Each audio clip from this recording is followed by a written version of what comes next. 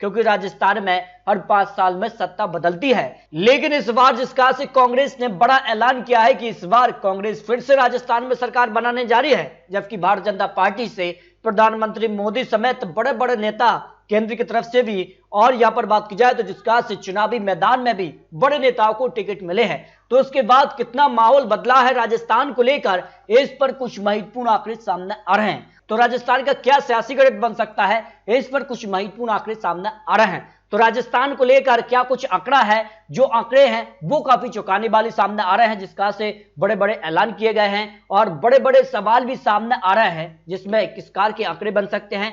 तो शुरुआत करते हैं मेवाड़ रीजन की 43 सीटें, जिनमें अजमेर की 8 सीटें, उदयपुर की 8 सीट, डोंगरपुर की 4 सीटें, बांसवाड़ा की 5, चित्तौड़गढ़ की 5, राजसमंद की 4, भीलवाड़ा 7 और प्रतापगढ़ की 2 विधानसभा सीटें आती हैं। यानी ये रीजन काफी महत्वपूर्ण होता है और उस हिसाब से 43 सीटों का क्या आंकड़ा बन सकता है। देखिए, इस रीजन को लेकर भारतीय जनता पार्टी को 50% वोट शेयर जा सकते हैं। भाई कांग्रेस को 39% यानी कि पक्ष में 11% वोट शेयर जा सकता है।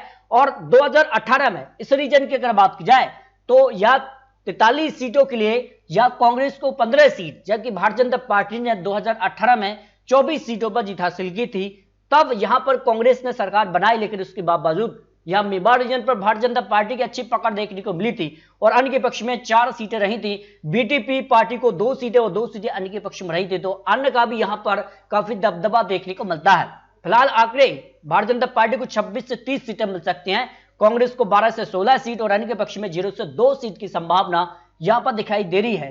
जबकि अगर बात की जाए मारवाड़ रीजन भी महत्वपूर्ण रीजन है, क्योंकि 61 सीटें आती हैं और यहां पर देखिए गंगानगर की 6 सीटें, हनुमानगढ़ की 5, बीकानेर की यहाँ 7 सीटें, नागौर से 10, पाली की 6, जोधपुर से 10, जैसलमेर 2 सीटें, बाड़मेर से 7 सीटें, जालौर से 5 और सरोही से यहाँ पर 3 विधानसभा सीटें आती हैं। और इस रीजन का क्या आंकड़ा बन सकता है, देखिए इस पर मारवाड़ रीजन से या भारतीय जनता पार्टी को 42% वोट शेयर जा सकते हैं, कांग्रेस को 40% यानी कि पक्ष में 18% वोट शेयर जा सकते हैं। 2018 में इस रीजन के लिए यह 31 सीटों पर कांग्रेस पार्टी को जीत मिली थी, जबकि भारतीय जनता पार्टी ने यहां 23 सीटों पर जीत मिली थी। 3 सीटें निर्दलीय ने, 2 सीटें आरएलपी और सीपीआईएम को 2 सीटों पर जीत मिली थी। यानी इस रीजन पर भी अन्य का अच्छा खासा वोट बैंक है और इस बार भी मायावती जी की पार्टी हो या फिर आरएलपी, अन्य भी यहाँ पर चुनावी मैदान में उतरे हैं, तो कहीं ना कहीं यहाँ पर भी खेल बिगाड़ भी सकते हैं किसी भी पार्टी का। तो यह इस रीजन को लेकर जो ओपिनियन पोल है उसमें 30 से 34 सीटों पर भारतीय जनता पार्टी, जबकि कांग्रेस को 25 से 29 सीट और अन्य के पक्ष में 0 से 4 सीट का अनुमान यहाँ पर दिखाई दे रहा है। जबकि बात की जाए हाड़ौती रीजन की 17 विधानसभा सीट भी निर्णायक माने जाते हैं और यहाँ भारतीय जनता पार्टी को 53% वोट शेयर, कांग्रेस को 44% यानी कि पक्ष में 3% वोट शेयर जा सकता है।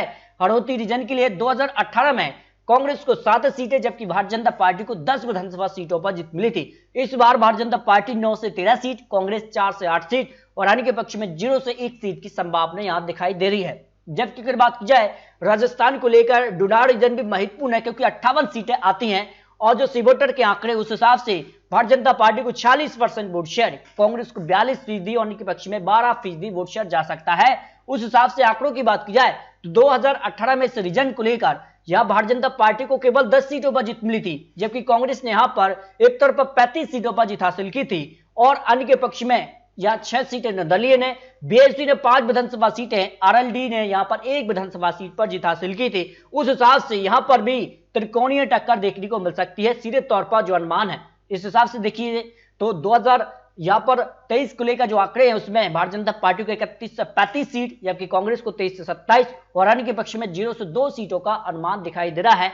लेकिन आपको बता दें कि जिस कहा से अन्य उम्मीदवार भी यहाँ चुनावी मैदान में है, तो अन्य भी यहाँ पर किसी भी पार्टी का खेल बिगाड़ सकते हैं, कुछ सीटें अन्य के पक्ष में भी जा सकती हैं। शेखावाटी रीजन से 21 विधानसभा सीट आती हैं और ओपिनियन पोल के हिसाब से यहाँ भारतीय जनता पार्टी को 43% वोट शेयर, कांग्रेस को 45% अन्य के पक्ष में 12% वोट शेयर जा सकता है।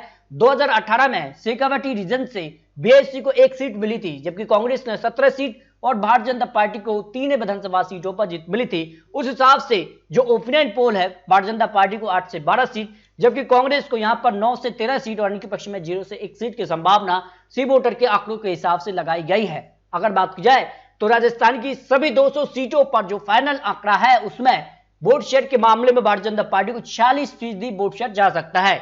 भाई कांग्रेस पार्टी को यहां पर 41% और इनके पक्ष में 13% वोट शेयर जा सकता है। उस हिसाब से फाइनल आंकड़ा भारतीय जनता पार्टी को 109 से लेकर 119 विधानसभा सीटों पर जीत मिल सकती है। राजस्थान में 101 सीटों पर बहुमत का आंकड़ा मिलता है। उस आंकड़े को भारतीय जनता पार्टी यहां पर अपने दम पर, यानी पूर्ण बहुमत का आंकड़ा भारतीय जनता पार्टी को राजस्थान में मिलता नजर आ रहा है। भाई अगर बात की जाए तो यहां 78 से 88 सीटों पर कांग्रेस पार्टी को जीत मिल सकती है और अन्य के पक्ष में 1 से 5 सीटों पर जीत का अनुमान दिखाई दे रहा है। यानी राजस्थान में हर 5 साल में जो सत्ता बदलती है वो एक बार फिर से यहां पर जो सिलसिला है वो बरकरार जनता यहां पर रखती नजर आ रही है, जो अनुमान सी वोटर ने लगाया है। इस तरह से राजस्थान को लेकर यहां पर 200 विधानसभा सीटों पर 5 रीजन के आंकड़े आपको दिखाए। फिर भी आपको बता दें ये चुनावी आंकड़े, चुनावी अनुमान है, अभी भी समय बाकी है, जिस कारण के चुनावी प्रचार और रोड शो देखने को मिल रहे हैं।